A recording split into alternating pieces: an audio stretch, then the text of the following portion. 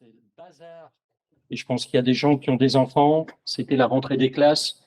Je pense que c'était un peu folklorique dans les chambres au moment du retour de vacances ou dans certaines entreprises. Et je dirais que quelque part, c'est une façon imagée de dire voilà comment c'est à l'intérieur de vos serveurs, si on imaginait un serveur correspondant à une chambre d'enfant. Bon, en étant un petit peu plus sérieux, comment se mélangent tous ces octets? Je dirais qu'aujourd'hui, on est de plus en plus connecté. On travaille de plus en plus avec du fichier numérique. On a même des obligations réglementaires d'échanger des documents que de façon numérique.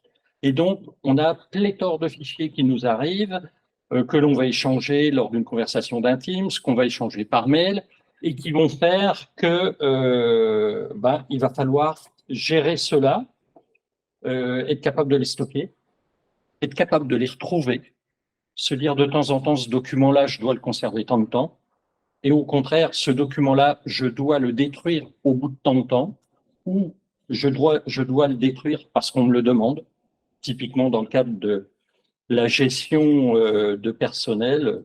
Quand un collaborateur quitte l'entreprise et qu'il fait valoir son droit à l'oubli, il va falloir que j'aille à la pêche un petit peu dans mes serveurs et détruire tout ce qui le concerne. Donc, tout cela, ça ne va pas être simple si je n'ai pas la capacité à aller chercher dans ce vrac. Et ce vrac, malheureusement, on n'est qu'au début, puisque comme on le voit, et ce sont des études qui ont été faites, celle-ci, elle a été publiée par IDC, on est dans une phase de croissance exponentielle de ces datas, hein, et vous voyez qu'on a des pourcentages de croissance annuelle. Je dirais avant les années 2020, on était à 16% par an. Aujourd'hui, on est plutôt à 36%, et ça va continuer d'aller dans ce sens-là. Alors, ça va dans ce sens-là, ce qui fait que nos serveurs sont de plus en plus encombrés, hein, et qu'on a de plus en plus besoin d'espace. Et puis, d'autre part, cet accroissement, c'est quand même quelque chose qui est gênant, bien évidemment sur un aspect stockage, mais également c'est gênant à une époque où on nous parle de changement climatique, d'impact carbone, puisque, et ça on n'y pense pas fréquemment, mais ce numérique, ça a un impact sur la production de gaz à effet de serre. Il faut savoir qu'au niveau mondial, si on fait un petit aparté là-dessus, il y a un objectif qui est d'aboutir à la neutralité carbone en 2050. Pour aboutir à cette neutralité carbone, il va falloir faire un certain nombre d'efforts, changer un certain nombre d'habitudes, mais il faut savoir qu'au niveau du numérique, c'est quand même quelque chose qui n'est pas neutre, puisqu'aujourd'hui, au niveau mondial, c'est pratiquement 4% l'émission des gaz à effet de serre. Et surtout, du fait de cette croissance exponentielle des volumes, on a une croissance exponentielle de l'émission de gaz à effet de serre, puisqu'elle est supérieure à 8%, la prévision pour 2024. Donc, c'est quelque chose qui n'est pas à prendre à la légère si on se place dans une politique de diminution de notre impact carbone, et puis si on se place, ne serait-ce que dans notre politique RSE, on le voit au quotidien dans nos échanges commerciaux, dans vos échanges commerciaux avec vos clients, vos fournisseurs. La partie RSE, aujourd'hui, fait toujours partie des échanges. Chaque échange, on nous dit à un moment, quelle est votre politique? Et donc, ce numérique en fait partie, ce vrac en fait partie. Mais pour le moment, ça mobilise quand même peu de monde, puisqu'on voit, quand on parle de bilan carbone, il y a 12% des entreprises qui ont fait un bilan carbone en France l'an dernier. Et là-dessus, sur ces 12%, il y en a que 3,4% qui ont inclus le numérique, et la dématérialisation, un gros demi %. Donc, vous voyez que pour le moment, ce problème du traitement du vrac numérique dans le cadre du gaz à effet de serre, c'est un petit peu le parent pauvre. Il y a quand même des choses à faire dessus. Et pour vous donner un dernier chiffre sur cet impact carbone du numérique, il y a une étude qui a essayé de comparer qu'est-ce qu'utilise Internet en puissance électrique par rapport aux consommations qu'ont les pays. Aujourd'hui, Internet, c'est le 3e derrière la Chine et les USA si on estimait que Internet était un pays. Donc, vous voyez un petit peu les conséquences par rapport à l'impact carbone. Cela dit, Quand on parle du numérique, on voit que ça grandit de plus en plus, que ça a des impacts négatifs par rapport à notre quotidien. Mais qu'est-ce que l'on a là-dedans? Sur 100% de fichiers, on va se rendre compte qu'il y a 10% qui sont, je dirais, bien maîtrisés, qui sont des fichiers structurés.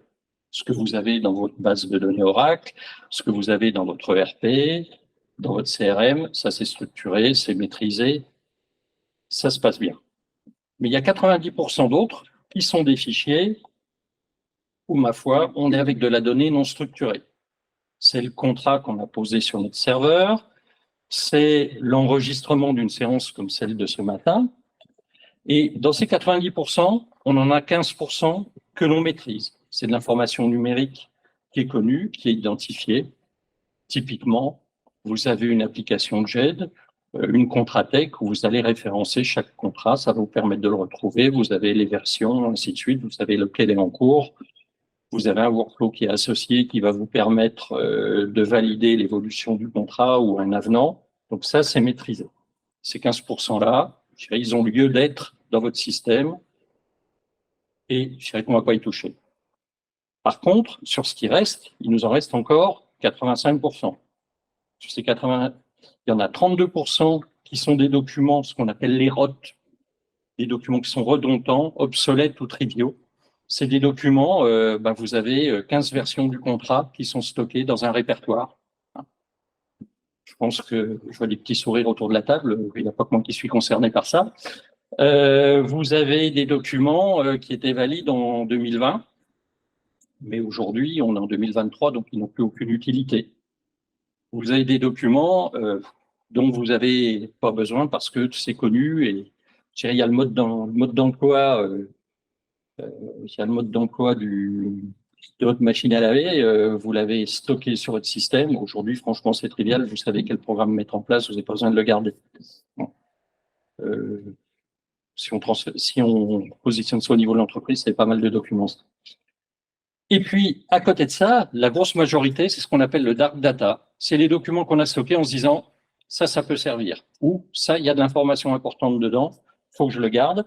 C'est de l'actif, mais de l'actif, finalement, on ne sait pas trop ce qu'on a dedans. Il va falloir aller chercher dedans. Et tout à l'heure, je pense que Sandra pourra vous donner des exemples très concrets là-dessus. Et ça, aujourd'hui, ça ne fait que grossir, parce que de toute façon, on stocke, et puis c'est souvent, on stocke en disant des fois que je vais mettre. Et je dirais que c'est là-dessus aussi, on va avoir pas mal de risques. Le jour où on a un message qui vous dit, l'espace alloué, l'espace qui vous est alloué, vous êtes arrivé au maximum, il faut faire du ménage. Ça tombe toujours le jour où j'ai un truc hyper important à stocker. Donc, qu'est-ce que je vais faire? Je vais dire, allez, ces vieux documents-là, je pars du principe que j'en ai plus besoin, je supprime. Manque de chance, il y avait un truc qu'il fallait garder au milieu, dommage. Ou mon patron me demande, j'ai besoin d'un document. Bon, ça doit être là-dedans.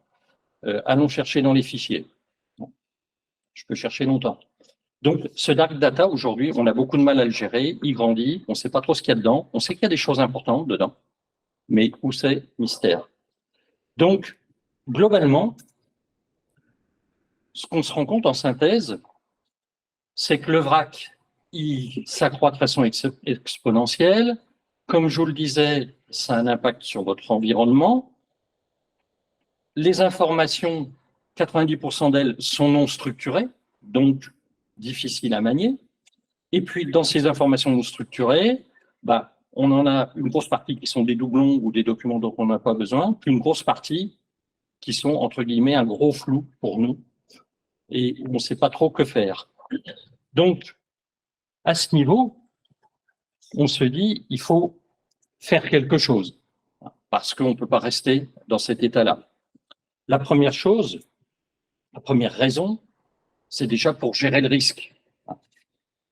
Ces documents, comme je vous le disais tout à l'heure, on les a stockés, on a mis au fur et à mesure.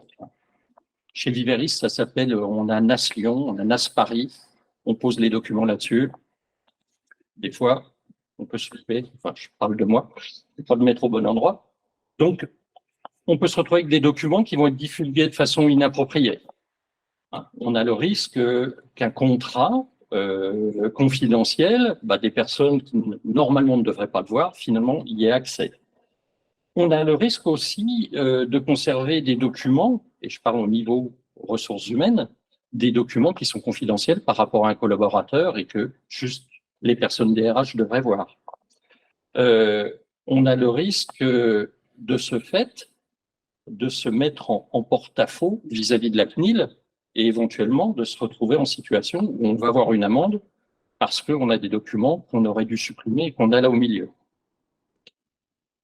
Ce risque, on va y associer bien évidemment des coûts. Parce que le premier coût, c'est l'augmentation des coûts de stockage, ça c'est trivial, mais comme je vous le disais, la prise de risque, je perds un contrat et du coup je fais une mission mais je ne respecte pas les clauses du contrat, je vais avoir des coûts, tous les coûts qui vont être induits, qui peuvent être non négligeables. Je prends une amende de la part de la CNIL sur la partie RGPD, ce n'est pas neutre. À titre d'information, en 2021, la CNIL a quand même mis 200 millions d'euros d'amende en France.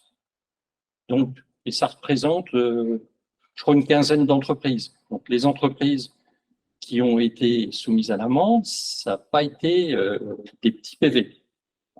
Donc, il y a vraiment une raison de traiter cela. Bien évidemment, si on parle de coûts, on parle aussi d'efficacité. Améliorer l'efficacité de nos collaborateurs, c'est leur permettre de retrouver l'information vite. Et donc, s'ils ne la retrouvent pas vite, ça nous coûte plus parce qu'ils passent plus de temps. Et c'est hyper important de pouvoir accéder rapidement à l'information. Et je dirais même une chose, améliorer l'efficacité, c'est aussi améliorer aussi la condition de travail. Vous avez une réunion hyper importante, vous devez passer devant votre directeur général et vous devez arriver avec votre dossier et vous n'êtes pas capable de le trouver. Au niveau du stress, ça monte dans les tours. Je ne pense pas que ce soit le moment le plus agréable de la journée à passer. Donc, il faut bien évidemment faire en sorte de s'y retrouver. Et si on améliore l'efficacité, bien évidemment, on va avoir un retour sur investissement, on va avoir des gens qui travaillent plus facilement et on va diminuer ces coûts de traitement. Et puis, enfin, si on améliore cette efficacité, on va mieux gérer nos documents et surtout, on va garantir la conformité de ce que l'on stocke par rapport aux exigences réglementaires qu'on a aujourd'hui. Je vous parlais du droit à l'oubli, je vous parle également du fait que on doit conserver nos documents numériques un certain temps. On a des obligations de conservation, que ce soit sur les factures, que ce soit sur des contrats, sur des choses comme cela. On le voit bien puisque très souvent, quand on va avoir traité son vrac, on va avoir mis en avant les documents que l'on se doit de conserver et pour se faciliter la vie, on va aller jusqu'à mettre en place derrière un système d'archivage électronique. Ce qui est assez, je dirais, dans le sens du vent, si je puis m'exprimer ainsi, c'est de dire que je traite mon vrac, je sais ce qu'il faut que je conserve, je sais ce qu'il faut que je traite et je dispatche les documents dans les différents environnements dont j'aurai besoin. Donc, on a vraiment des raisons de le traiter et je dirais ça concerne tout le monde. Tout le monde au sein de l'entreprise est concerné par cela. Je dirais du collaborateur comme moi qui se dit il faut que je retrouve mes documents quand je discute avec mes clients, à la direction administrative et financière qui dit moi je vais gérer les contrats, je vais gérer tout ce qui est ressources humaines, ainsi de suite. Bien évidemment notre DPO qui s'assure que la gestion des données personnelles est gérée dans le bon sens. Le DSI qui lui dit moi j'en ai marre d'acheter des disques ou de louer de l'espace chez Amazon. Donc nous sommes tous concernés au quotidien par ce traitement du vrac numérique. Et cet état de fait, c'est quelque chose qui nous a amené à travailler avec Sandra et avec Carmeuse, puisque cette réflexion de se dire j'ai du vrac, j'ai des choses, j'ai une organisation à mettre en place, Sandra Flamand, qui nous fait le plaisir d'être avec nous, a mené cette réflexion et je vais te laisser l'expliquer beaucoup mieux que moi. Merci Eric. Je vais brièvement introduire qui je suis. Alors, donc, je m'appelle Sandra Flamand, je travaille pour la société Carmeuse. Je vais vite expliquer ce que c'est Carmeuse, mais ce que je fais chez Carmeuse, je suis responsable du knowledge management. Donc, tout ce qui fait que la formation, le document et à la fin le knowledge, le sommet de la pyramide, ce qui fait que notre savoir-faire qui est assez particulier et préservé depuis plus de 160 ans. Donc en fait, Carmeuse, c'est les carrières de la Meuse. Hein. La Meuse coule en Belgique et on a beaucoup de calcaire. Alors voilà, en ce moment, avec le réchauffement climatique, les Champenois essayent d'acheter des terres pour faire du champagne et en Belgique, on fait encore du calcaire et de la chaux. Voilà, alors c'est de la technologie, on prend des cailloux, on les casse, on les cuit, et on a du savoir-faire autour de fours, autour de process, de lignes, de pierres et ce genre de choses. On a aussi, en parlant de gestion documentaire, on a des contraintes au niveau des carrières, parce que quand on ouvre une carrière, on a des autorisations d'exploitation pour 20 ou 30 ans et on doit renouveler ces autorisations d'exploitation. Donc ça vous donne un peu une idée du type de documents, du type de flow documentaire auquel on doit faire face. On doit préserver une partie de l'information, on doit préserver une grosse partie de nos connaissances, parce qu'il n'y a pas d'ingénieur chauffournier, ça n'existe pas. Voilà, aujourd'hui, Carmeuse existe en Belgique. C'est pas le leader mondial, mais enfin, c'est 2 sociétés belges qui sont les leaders mondiaux.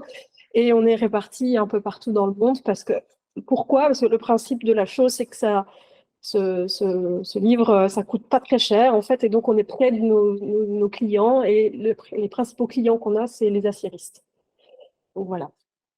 Tu peux passer à l'étape suivante. Donc, en gros, aujourd'hui, qu'est-ce qu'est Carmeuse? Un beau chiffre d'affaires, on est 5 millions d'employés. 5 000, très bien. Désolée, c'est le matin. D'habitude, je le fais en anglais, donc en plus, je dois tout retraduire dans ma tête.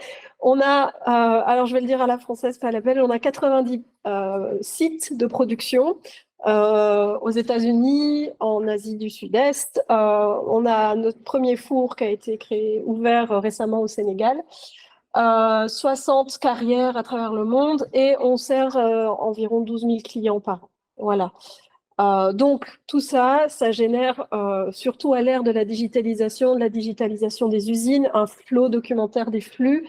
L'aspect, je dirais crucial, parce que c'est mon job, hein, mais d'avoir quelqu'un qui peut donner des guidances au business et apporter vraiment une aide et un soutien, un support sur comment on gère tout ça et on s'assure que la donnée qui arrive est de la bonne donnée et pas le doublon et que ça va permettre de pouvoir prendre des décisions rapidement. Voilà.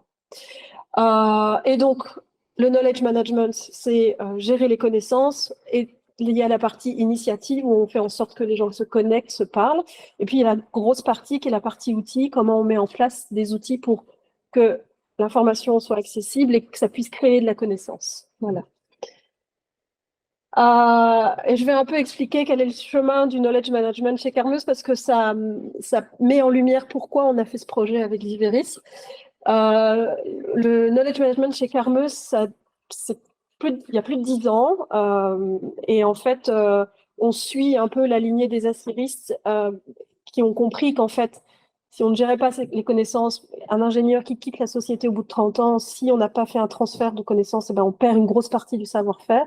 Et donc, on perd aussi du temps à récupérer ces connaissances. Et on n'avait pas les bons outils. On a connu une grosse croissance chez Carmeuse dans les années 80-2000. Et donc, les connaissances se sont éparpillées. Et un ingénieur en Roumanie n'avait pas le même niveau qu'un ingénieur en Belgique. Et donc, il y avait ce niveau aussi de comment on fait en sorte que l'information soit accessible à tous. Donc, on a commencé, comme tout le monde, avec des share drive, Skype, des silos, hein, parce que les documents, par exemple, sont en roumain, ne sont pas lisibles pour nos collègues ici. Il y a un X qui a disparu, je ne sais pas où il est parti, mais on a aussi mis en place une GED pour les bureaux centraux pour aussi gérer ce flux documentaire, parce que au niveau du headquarter, on a aussi pas mal de données cruciales, confidentielles, HR à gérer. Voilà. Le Covid nous a un peu aidés, mais pas tant que ça. Mais voilà, on a décidé de faire un partenariat avec l'IT. On s'est dit que ce serait plus intelligent de travailler ensemble et on a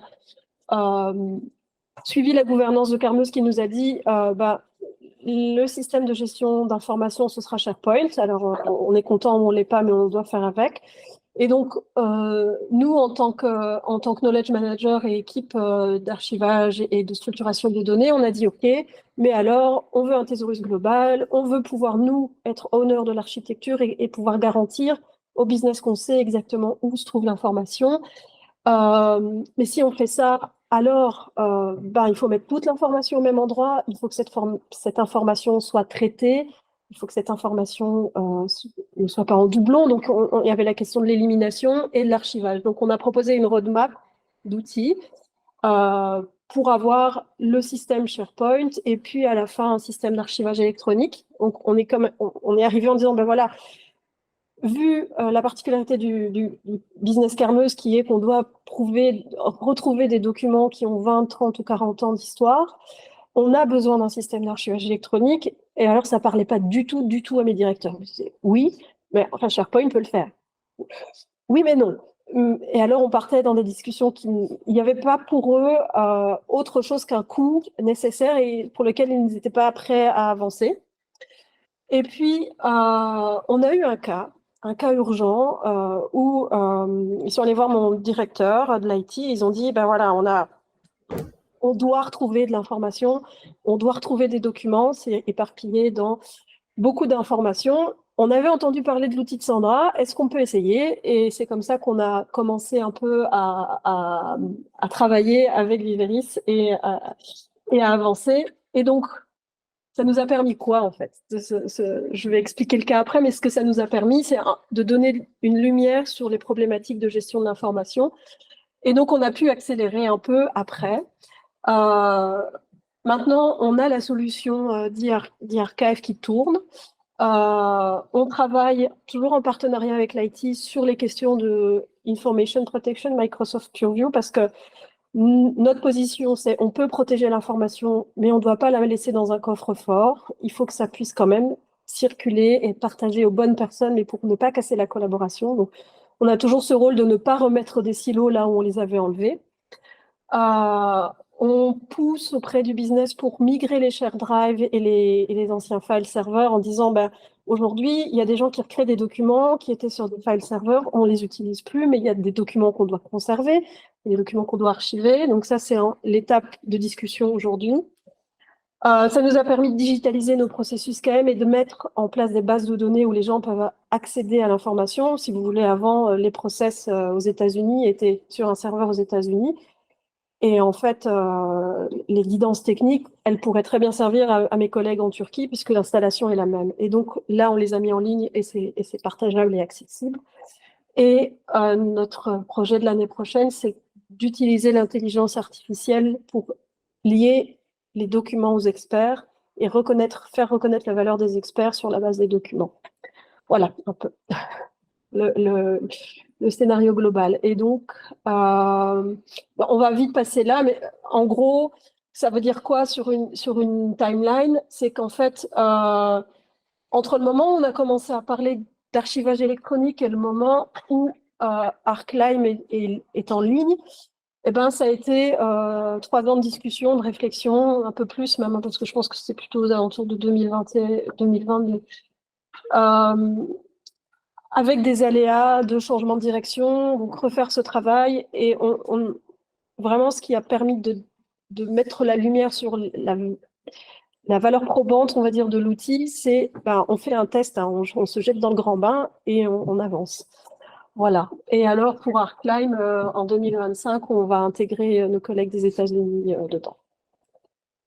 Oui, pour revenir par rapport aux dates, le test dont tu parles, on a fait ça fin 2020. Ouais, voilà. On en a discuté en 2020. C'est en 2020, oui. En du Covid. Donc, ce test... Pardon? Et ensuite, ça aboutit à ce traitement. Oui, c'est ça. Donc, le fameux cas dont je parlais, c'est le département finance qui est venu nous voir en disant on doit retrouver certaines informations, mais on ne sait pas où elles sont. Elles sont dans des mails, elles sont dans des file serveurs, elles sont dans les SharePoint, elles sont dans les mails des gens qui sont partis, parce que naturellement, on garde tout, hein, on ne jette rien. Et on s'est retrouvé comme ça à devoir traiter 42 téraoctets de documents. Et on regardait les chiffres avec Eric avant-hier. Et en fait, ce qu'on cherchait, c'était 2,7, presque 3% de cette masse d'informations. Donc, c'était trouver une aiguille dans une botte de foin. Et donc, on s'est retrouvé avec différents serveurs en Europe, aux États-Unis, différentes boîtes mail, avec tout ce que ça incombe aussi de vérifier, de demander l'autorisation, de travailler avec les gens.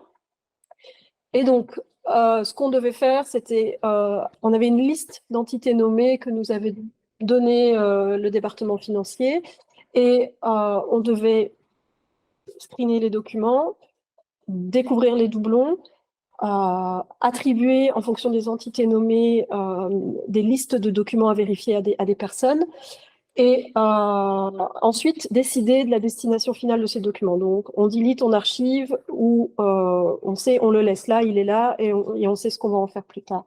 Ou on le migre dans un file server, parce qu'à l'époque on n'était pas encore prêt sur SharePoint Online, ou on les met dans un SharePoint aussi. Il y a eu quelques cas comme ça. Et ce qui était important, c'était que la finance nous a donné des grandes guidances, mais chaque utilisateur devait décider pour lui-même de ce qu'il faisait de ces documents. Voilà. Et alors, il y avait une supervision générale à la fin de la directrice financière pour être sûr que ce soit aligné avec ce qu'on devait atteindre comme objectif. On peut passer au slide suivant. Donc, en fait, il y a eu dans ce projet, malheureusement ou heureusement, plus de 50 personnes impliquées, dont mon CEO, qui n'est pas très digital, hein, qui écrit sur un cahier, qui imprime ses mails et les annote pour les mettre aux archives. Ça, on le garde pour... Maintenant, il ne fait plus ça. Mais je devais lui faire utiliser l'outil. Et je me souviens, je m'assois à côté de lui, je lui dis, bonjour monsieur, on va passer. Et alors, en 3 clics, il avait compris. Il a fait lui-même ses paniers, il les a validés.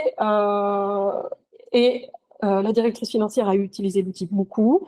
Donc, en fait, tout le top management, finalement, a vu l'outil, a utilisé l'outil. Et à la fin, le retour que j'ai reçu, c'est très facile d'utilisation, oui. Ah, mais j'ai compris tout de suite, oui. Je suis très contente d'avoir nettoyé ma boîte mail aussi facilement. Mais je vais en profiter, hein, vu que je suis là, je vais continuer avec d'autres sujets parce que j'avais 2-3 trucs à trier.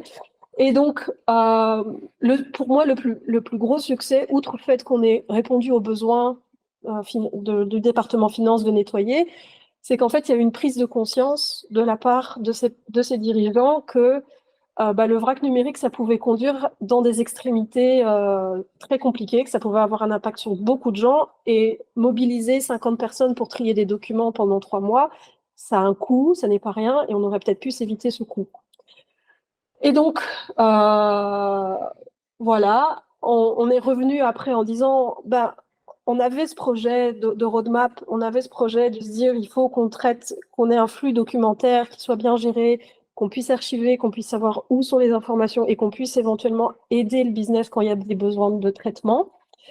Et donc, ça nous a permis d'avoir le feu vert pour la mise en place de systèmes d'archivage électronique en s'appuyant donc avec l'outil Everteam Archive. Et en fait, on a décidé aussi de garder et de prendre Discover pour continuer les projets d'assainissement.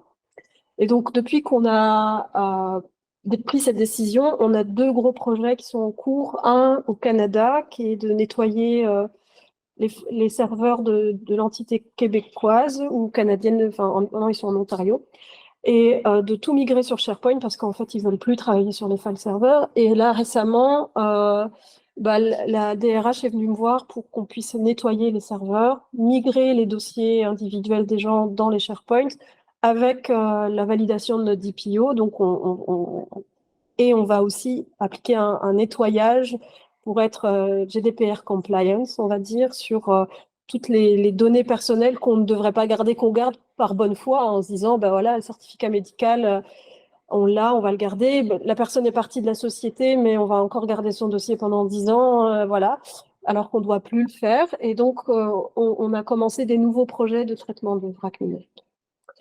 Voilà. Donc, le bilan est plutôt très positif. Merci Sandra. Est-ce que vous avez des questions sur ce petit projet? Je ne sais pas, si jamais, non? Non, mais En tout cas, on voit là le concret du traitement du vrac et ce concret, donc, il a été, et l'aboutissement, enfin, le fait d'être capable de faire ce traitement et de répondre aux attentes de Carmeuse, comme l'a dit Sandra, ça s'est fait en s'appuyant sur un outil. Et ce que je vous propose maintenant, c'est de faire du focus sur cet outil. Donc, pour traiter cela et pour traiter les vracs, il y a des questions peut-être, on peut peut-être les traiter au fur et à mesure. Oui, alors la première, c'est comment avez-vous abordé la définition de vos entités nommées sur le projet Carmeuse? On travaille en relation avec le business, en fait. C'est un travail avec la directrice financière qui me donnait des sujets. Donc, et nous, on validait juste pour s'assurer que ça n'était pas trop large. Donc, on lui demandait de raffiner. On est aussi parti du thésaurus qu'on avait, avec les métadonnées qu'on avait encodées, que eux avaient encodées. Et on a fait des tests, hein, on s'est ajusté aussi, on s'est rendu compte que les premières fois où on a lancé le screen, on avait trop de réponses sur un certain sujet qui était trop vague, alors on a affiné. Et une fois qu'on a eu la liste complète, on avait, je ne sais plus combien, une cinquantaine d'entités, quelque chose comme ça. Quelque chose comme ça. Oui, voilà. Enfin, c'était un travail itératif. Oui, voilà, on a travaillé un peu en mode agile, on a avancé pas par pas. Et on revenait vers. Moi, j'avais une réunion chaque semaine avec la directrice financière pour dire voilà où on en est, voilà ce qu'on a vu, voilà où sont les problèmes. Et pour moi, je pense qu'il y a trop, une réponse où il y a trop d'entités qui ont été découvertes sur. Pour une entité, ça n'allait pas, il fallait donner un terme plus précis. Donc voilà, c'est comme ça qu'on a travaillé. Et une autre question, toujours sur le projet Carmeuse. Donc, le volume source était de 42 téraoctets au départ. Est-ce que vous savez aujourd'hui combien d'espace vous avez gagné après l'installation de Discover? Alors, ce n'était pas l'objectif du projet de libérer de l'espace parce qu'on n'était pas encore dans des questions de rationalisation et de nettoyage. Ce qui était important, c'était de s'assurer qu'on trouve, là c'était vraiment trouver les 3% sur ce volume-là. C'était plus ça l'aspect du projet. Finalement, je n'ai pas d'idée de ce qu'on a nettoyé. On a certaines personnes qui ont décidé de faire un peu plus de nettoyage, mais après, on n'avait pas. On a les nombres finaux de documents, mais pas de volume total. Alors, du coup, il y a d'autres questions aussi sur le projet. Comment s'est déroulée la gestion du changement dans le groupe? Ce qui est très chouette, c'est qu'on a abordé la gestion du changement en même temps que le projet. Et on avait un sponsor qui était très, très motivé et très présent. La directrice financière, elle a pris le temps de parler à ses équipes. Elle leur a expliqué pourquoi, quel était l'objectif. Et donc, on avait un soutien très chouette qui venait du comité de direction. Donc, voilà, ça facilitait aussi les choses, hein. Après, on va dire que mes collègues américains, en général, sont plus disciplinés que mes collègues européens parce qu'ils suivent naturellement plus facilement les processus. Et le plus bel exemple, c'est moi ce que je disais aux gens, on leur faisait des sessions d'apprentissage de l'utilisation de l'outil et je leur disais, mais écoutez, même notre CEO l'a fait. Donc voilà, on ne se pose pas la question, on y va. C'était un peu contraignant. On n'a pas abordé le changement de façon smart parce qu'on avait aussi une contrainte de temps. Mais là, l'idée, c'était de se dire, on fait un travail collectif pour atteindre un but qui va aider la société, quoi. Voilà. Alors, ça suscite pas mal d'intérêt. Du coup, le projet a une autre question. Avez-vous supprimé des outils collaboratifs comme SharePoint ou Teams, ou alors sensibiliser les personnes à l'organisation de leur mode de stockage de documents? Alors aujourd'hui, où on en est, c'est que pour l'instant, on n'a pas autorisé l'ouverture des Teams automatiquement. Et ça, c'est vraiment une volonté de la gouvernance, de la gestion de l'outil. On a dit, on va aider les utilisateurs à créer des sites, voilà, pour créer des sites et pas pour créer des doublons. Donc en fait, aujourd'hui, l'utilisateur doit remplir un formulaire, nous expliquer quel besoin il essaye de résoudre, quelle friction il essaye de résoudre, à quel département il appartient. Et tout est presque automatisé, mais on vérifie juste que le site n'existe pas déjà ou que le projet n'existe pas déjà. Et depuis SharePoint, on ouvre Teams. On attendait d'avoir Microsoft PureView pour activer l'ouverture des Teams, parce qu'on voulait pouvoir aider les gens à appliquer des labels de sécurité et pouvoir. On a des enjeux cruciaux en termes de préservation de l'information et de protection. Par exemple, la géologie, c'est vraiment notre cœur. Mon collègue de la cybersécurité appelle ça les crown jewels. Donc, ça, on doit donner les bons outils aux personnes pour protéger l'information avant de pouvoir ouvrir. Mais l'idée, c'est vraiment d'ouvrir et de pouvoir partager plus avec l'extérieur. Et SharePoint, c'est décidé, reste notre outil de collaboration et de gestion documentaire pour l'instant. Après, voilà, on sait tous que c'est pas idéal, donc on continue les développements en fonction des besoins business, en créant des listes, des métadonnées, des workflows, de l'automatisation avec Power Apps pour faciliter aussi cette gestion. Voilà. Et alors, une autre question, je ne sais pas si c'est sur le projet ou de façon générale, mais est-ce qu'il n'y a pas un risque de doublonnage des documents, stockage sur SharePoint et sur les ordinateurs des personnes? Il y a toujours un risque, hein. Après, c'est l'éducation et la formation des utilisateurs.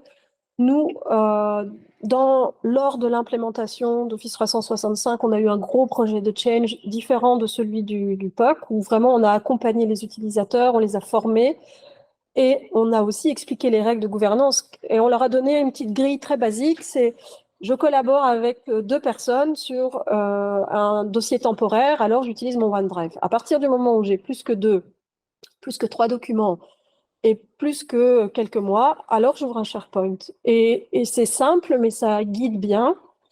Alors, dans les derniers Power BI reports que j'ai vus, la tendance est toujours SharePoint est quand même un peu plus utilisé que les OneDrive. Il y a toujours des gens qui utiliseront OneDrive, il y aura toujours des gens qui ne suivront pas la technologie, spécifiquement dans notre industrie, parce qu'on a un retard en termes l'utilisation des outils. C'est des gens qui sont là depuis 20, 30 ans généralement et qui ont suivi l'évolution technologique, mais qui sont encore aujourd'hui réfractaires, utilisent les mails, utilisent plutôt leur OneDrive et envoient après par email. Mais on voit que la tendance s'inverse doucement. Donc, c'est un travail continu en fait. Et l'utilisation des outils avec des règles automatiques de gouvernance. Ce qu'on essaye de faire, c'est de ne pas mettre la pression sur les épaules des gens en termes d'archivage. On essaye de leur faciliter la tâche et d'automatiser parce que voilà, on est perçu comme un mal nécessaire, on n'apporte pas de valeur, on a un coût. Donc autant faire en sorte de donner une bonne user experience et de faciliter la vie des gens. Et ils vont percevoir ça positivement si derrière ils se sentent aidés.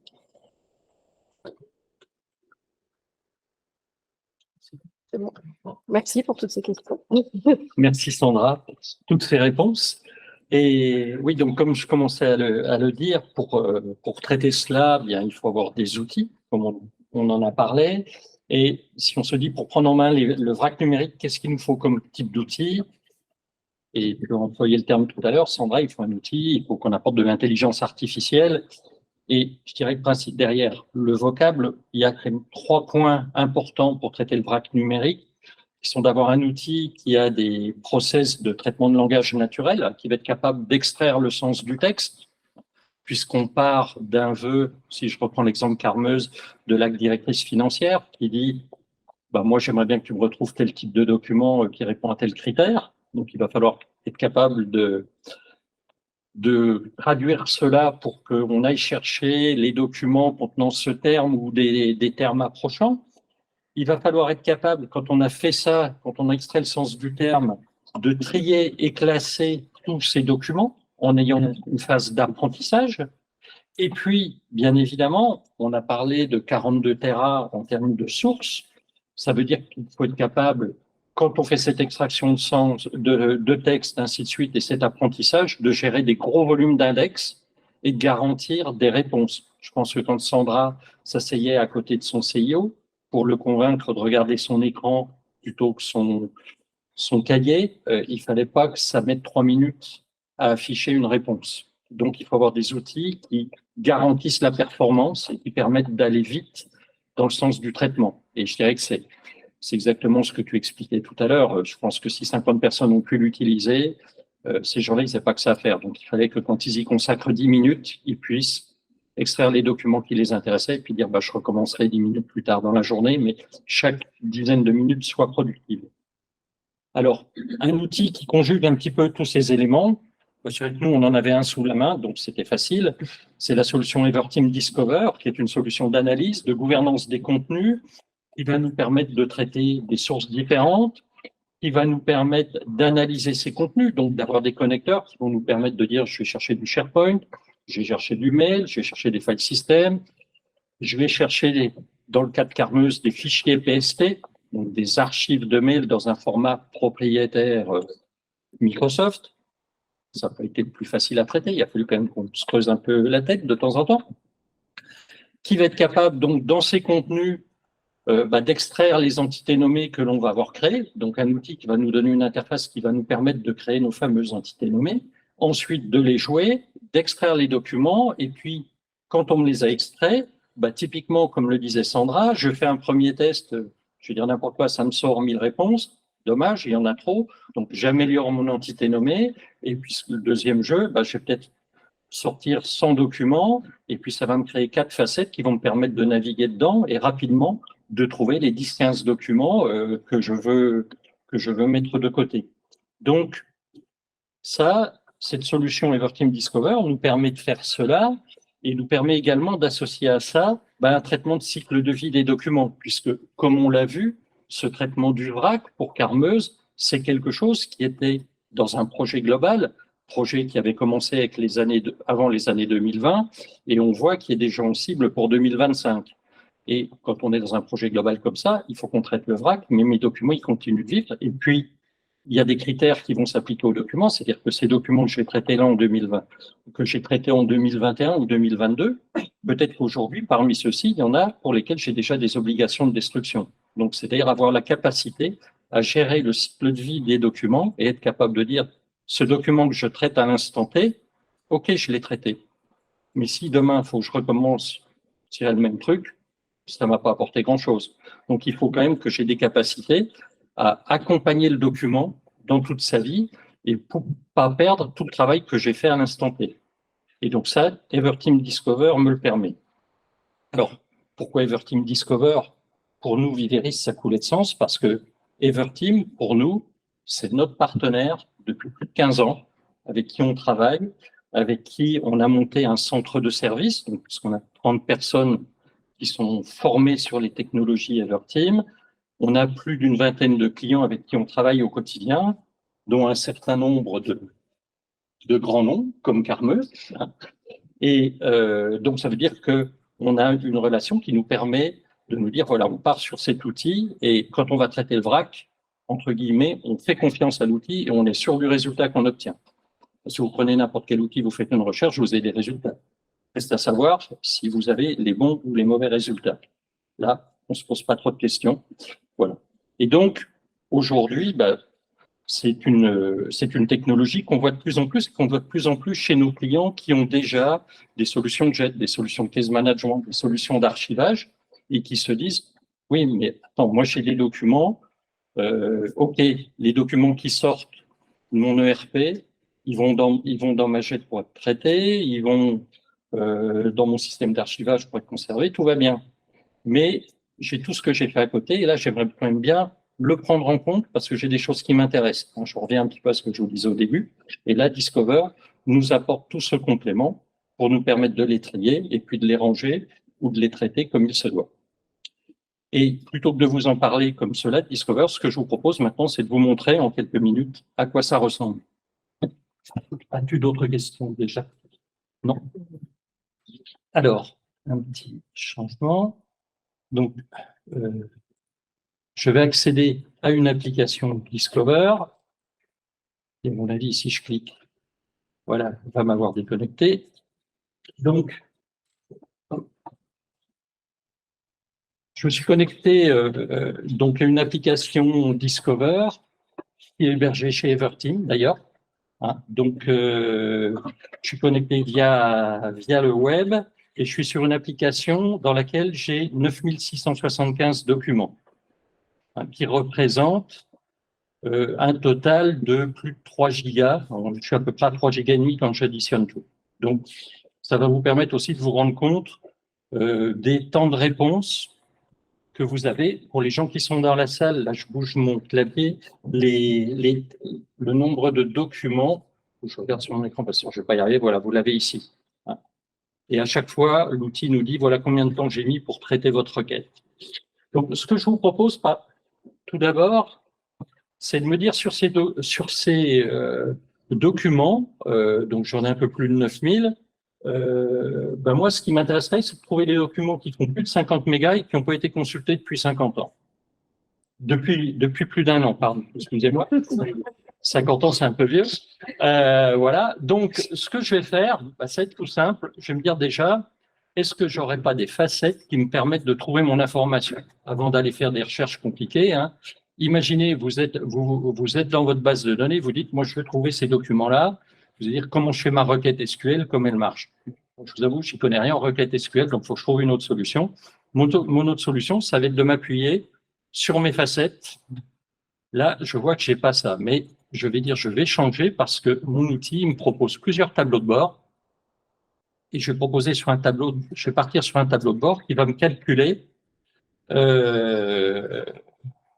Excusez-moi, j'ai un truc qui s'affiche, j'ai vraiment compris. Voilà, top. Mon tableau de bord, voilà, va me proposer d'autres facettes, c'est-à-dire que lui, il va me faire une analyse différente de mon corpus documentaire. Donc, vous voyez, je suis passé d'un tableau de bord à l'autre. Il m'a calculé automatiquement toutes les facettes que j'avais à disposition. Et dans les facettes qu'il m'a trouvées, il m'a déjà dit, voilà, les documents qui ont plus d'un an, vous voyez, j'en ai une qui est présentée. J'en ai 8995. Et si je clique sur le système, automatiquement, voilà, il va m'afficher ces 8995 documents-là. Je pourrais dire, je les sélectionne tous. Je ne vais pas casser ma base de données, mais je vais dire, je vais en prendre parce qu'il me les propose par page, hein, pour que je puisse naviguer dedans. Voilà, donc ce que je vais faire, c'est que je vais prendre ma première page seulement. Alors, je pourrais dire, comme je vous ai dit, je pourrais les sélectionner tous. Moi, je ne vais pas faire ça. Je vais dire, j'en prends juste ceux de ma première page. Donc, il me dit, j'ai sélectionné 100 documents. Et je vais dire que moi, ces documents-là, je les considère comme obsolètes. Hop. Et donc, ce que je vais faire, je vais dire, j'ai un tag et je vais dire, moi, j'ai rajouté une valeur en disant, ces documents-là, ils sont obsolètes. Je vais additionner ça, je vais les mettre à jour. Il me le fait. Et donc, si je clique sur un des documents, je vois qu'il m'a rajouté mon information, comme quoi ce document était obsolète. Mais il n'a pas fait que ça. Si je me rebalade dans mes facettes, je vais voir que j'ai une facette tag. Et vous voyez que dans mes facettes, j'ai un tag qui s'appelle obsolète et il me dit j'ai 100 documents. Donc si je clique dessus, déjà, tous mes documents que j'ai considérés comme obsolètes, il va me les afficher automatiquement. J'ai 100 résultats. Donc, vous voyez que je disais, si j'enlève mon filtre, si j'enlève tous mes filtres pour recommencer, j'ai maintenant 9675 documents. J'ai décidé que par rapport à tous ces documents, je voulais les documents qui ont plus d'un an, là, je suis passé à 8995. Et si je prends ceux que j'ai considérés comme obsolètes, le système va m'avoir sélectionné mes 100 documents. Donc, vous voyez que par rapport à 9000 documents, sans avoir fait aucune requête, en 4 clics, j'ai pu mettre de côté 100 documents et éventuellement dire je les mets à disposition, comme l'a fait Sandra chez Carmeuse, d'une personne de la direction financière pour lui dire ces documents-là, qu'est-ce que tu veux que j'en fasse? Donc un usage très très simple.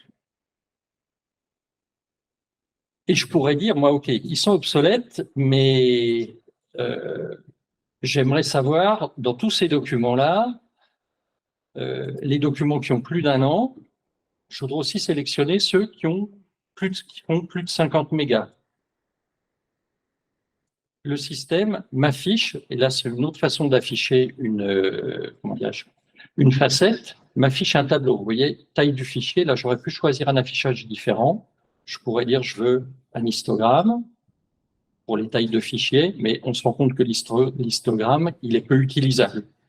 C'est aussi une des forces de l'outil de vous proposer des présentations qui vont s'adapter à votre besoin. Quand je regarde taille présentation comme ça, je ne sais pas quoi en faire.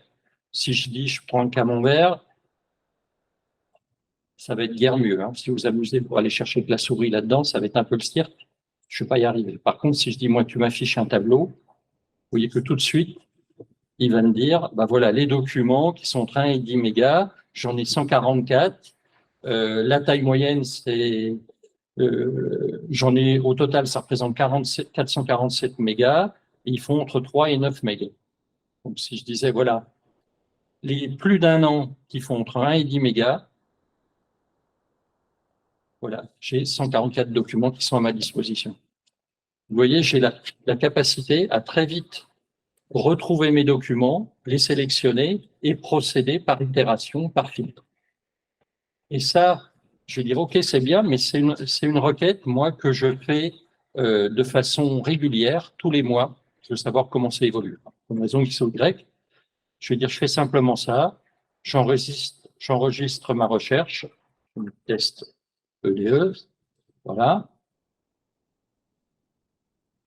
Et donc là, je vais virer mes deux filtres, qu'on revienne à mon résultat de base, à mes 9000 documents, et je vais pouvoir dans le système, très facilement, aller sur ma liste de recherche préenregistrée et dire, voilà, je clique sur test DE et automatiquement, il me rejoue ma recherche.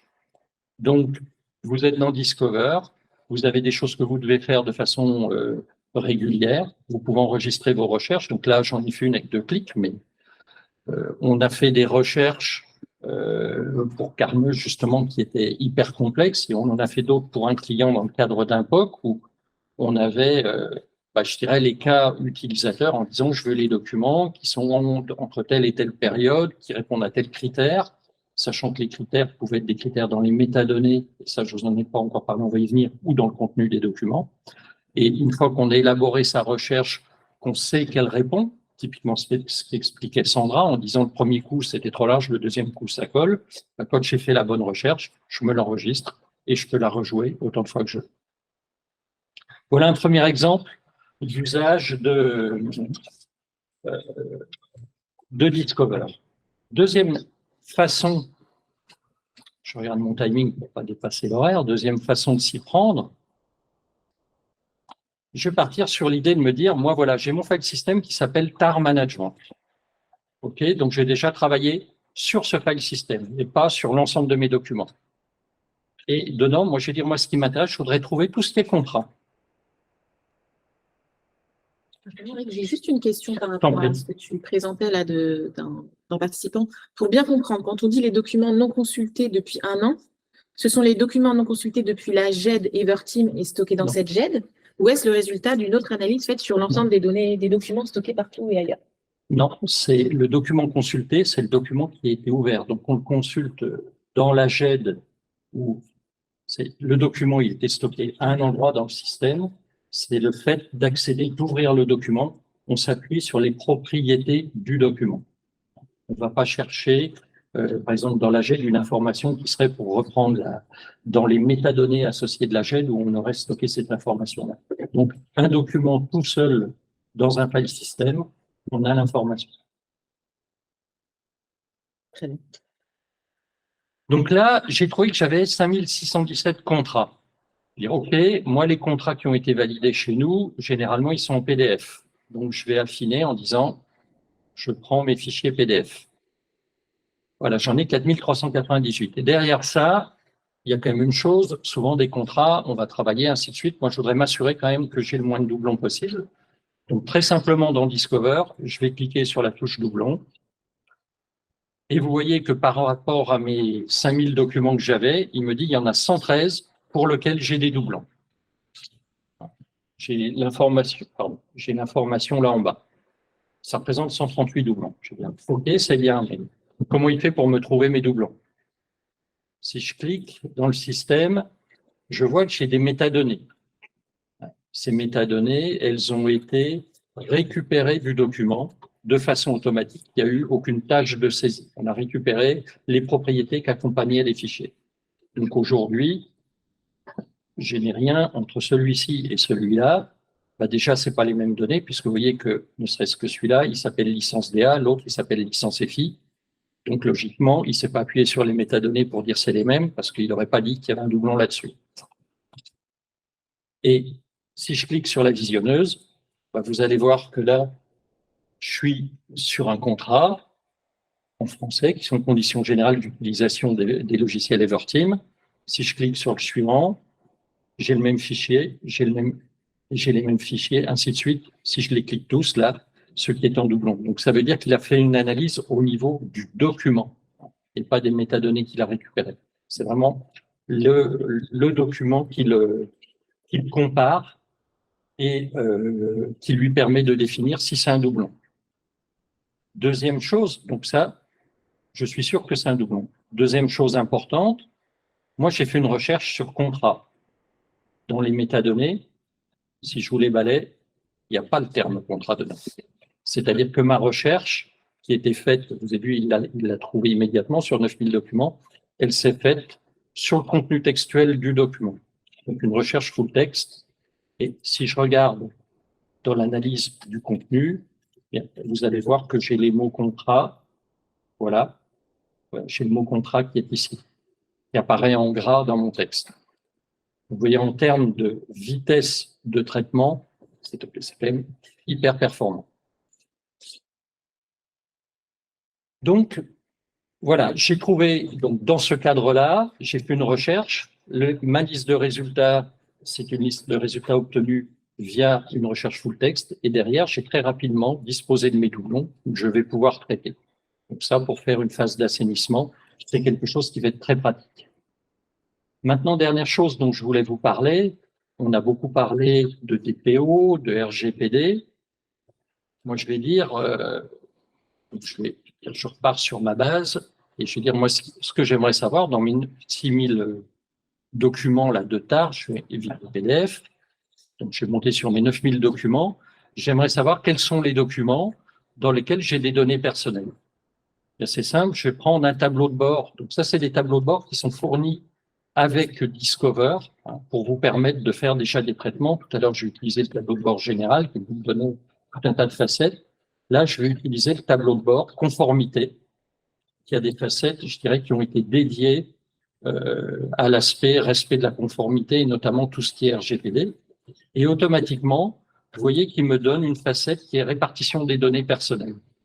Et je peux dire, bah voilà, moi, les documents dans lesquels j'ai des IBAN, et ben sur les 9000, il y en a 3023. Et vous voyez qu'automatiquement, il va me les présenter. Et cet IBAN, bah finalement, où est-ce qu'il va être? Je vois que c'est une métadonnée que j'ai récupérée. Et donc, lui, automatiquement, il a fait, lorsqu'il a indexé toute la phase de document, c'est-à-dire que quand il a récupéré la source, automatiquement, même si j'en avais pas forcément besoin, lui, il a calculé ces facettes-là pour que si je dis je veux traiter la conformité, j'ai ces informations à ma disposition. Donc, très facile de dire si une personne qui dit moi je veux faire valoir mon droit à l'oubli, je vais taper son nom et avec ce tableau de bord, je vais automatiquement savoir dans quel document j'ai des informations sur son numéro de sécu, son IBAN, son email, que sais-je.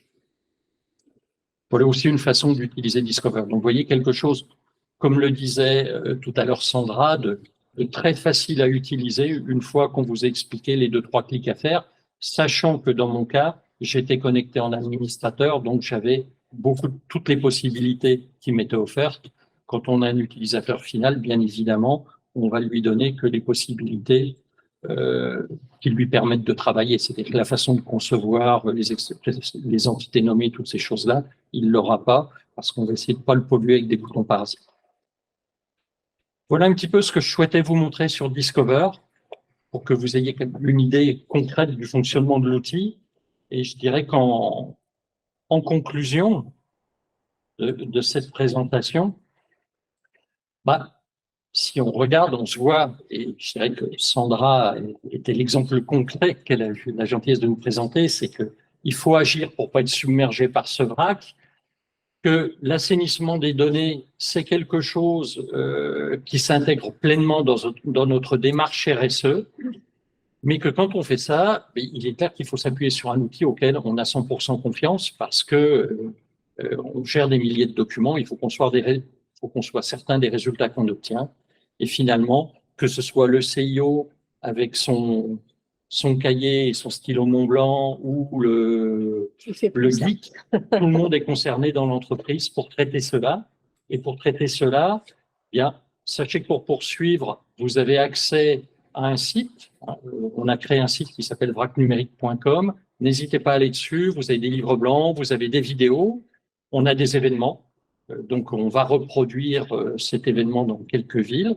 Et puis, bien évidemment, on se tient à votre disposition, Emmanuel Vola et moi-même, dont vous avez les coordonnées pour répondre à vos questions si vous en avez à l'issue de ce petit déjeuner. Et d'ailleurs, avez-vous d'autres questions? Oui, alors, pour les personnes qui doivent partir parce qu'elles ont des contraintes horaires, merci beaucoup. Je pense qu'Eric a tout dit. N'hésitez pas à nous laisser vos coordonnées si vous souhaitez le livre blanc, si vous souhaitez le replay ou vous avez besoin peut-être de précision sur votre problématique. Pour les personnes qui ont un peu de temps, il y a quelques questions en effet. Alors, la gestion des contrats est un vrac numérique en soi. Avez-vous des exemples clients d'utilisation Everteam Discover pour aborder ce chantier majeur et transformer ce pain point en chaîne de valeur? Alors, je dirais les contrats, souvent dans un projet global, on va nous dire on va gérer la contratech. Le contrat va être une typologie de document, je dirais, comme une autre. Donc, oui, globalement, on va retrouver les contrats et généralement, les contrats, on va les retrouver dans une chaîne qui vont nous amener à un dépôt dans le système d'archivage, puisqu'il va être important, ces contrats, si on veut les garder en format numérique, que ce soit des documents qui soient conservés dans un environnement où on garde leur valeur probante, puisque c'est des documents signés, c'est des documents qui comptent. Très bien. Et une autre question, est-il possible de comparer les documents présents dans deux environnements différents afin de supprimer les doublons? Par exemple, SharePoint Server ou SharePoint J. Alors, tout à l'heure, moi, quand j'ai fait la comparaison, j'ai dit je vais choisir TAR Management. Ça, c'était mon deuxième use case. Le premier use case, j'avais dit j'attaque de façon multisource. Ce qu'il faut savoir, le principe de fonctionnement de Discover, vous allez avoir le SharePoint Jet dont on parle et puis un SharePoint Online, vous allez dire ça, c'est mes sources. Discover va indexer ce contenu. Et donc, quand je vais faire mes tris et mes recherches, je vais le faire sur les index Discover. C'est-à-dire que, en même temps que j'indexe ma source, je vais définir aussi une fréquence de réindexation. Comment je fais la mise à jour? Donc, ça peut être mon site, c'est un site très utilisé. Je vais le scruter toutes les 5 minutes pour mettre à jour, ou c'est un site qu'on n'utilise pas beaucoup, c'est une fois par jour, une fois par semaine. Mais ce qui veut dire que je vais comparer à la fois mes documents qui vont être dans un SharePoint, dans un file system, dans mes mails. Ça dépendra de toutes les sources que j'aurai définies pour mon Discover. Très bien. Et enfin, une dernière question. Peut-on utiliser Everteam pour avoir un enregistrement à valeur probante du versionning d'un contrat? Oui, à partir du moment. Alors, il y a plusieurs choses. Il faut savoir comment le contrat va vous arriver chez vous. Si j'ai une nouvelle version électronique, imaginons signée avec un outil comme DocuSign ou UniverSign ou un autre, je vais récupérer le document, je vais récupérer la preuve de signature et je vais déposer cette nouvelle version dans mon SAE. Dans le SAE, la valeur probante, c'est-à-dire que quand je vais le déposer, il va être signé, horodaté, on va le stocker en Y. Bref, on va répondre à tous les critères de la norme NFZ 42013 et de sa dernière version, puisqu'on a pris en compte dans la version 6.1 d'Everteam l'évolution 2020 de la norme. Donc, on va pouvoir stocker tous ces éléments et cette nouvelle version du document sera le document stocké qui fera foi. Et d'ailleurs, en termes de présentation aux utilisateurs, on conservera toutes les versions du contrat dans l'outil, mais on présentera par défaut la version qui est considérée comme version valide. Très bien, je pense que ça répond à toutes les questions. Je ne sais pas s'il y en a d'autres même en live. Non. Eh bien, écoutez, si vous n'avez plus de questions, il va nous rester à clore la séance, à vous remercier pour votre présence, que ce soit ici avec nous ou à distance. Et puis, vous avez nos coordonnées à Emmanuel et moi-même. Donc, si vous avez d'autres questions, n'hésitez pas à nous contacter. On se tient à votre disposition. Encore merci d'avoir passé ce moment avec nous. Merci Eric. Merci. Au revoir. Merci beaucoup.